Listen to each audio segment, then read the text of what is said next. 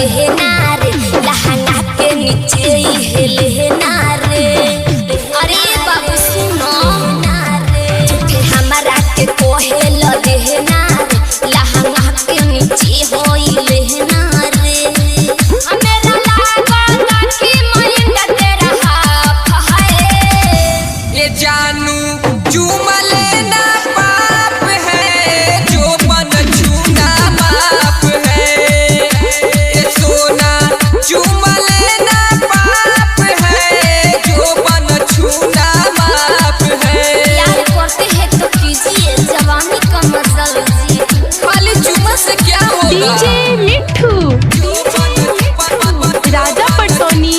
जो बन छूना माप है। प्यार सुनल है बानी दिल से कोई जाला हो, जवन को होता रह शादी बाद होला। अगर जवानी के ना रोकले रोकाला हो, अभी ये मारो जन जवानी में अपना डाला हो। हमको पता नहीं था वैसे आप है। ये जानू चूमा लेना पाप है, जो बन छूना माप है। ये सोना चूमा लेना पाप है, जो बन छूना माप है। डीजे मिट्ठू राजा पटोनी।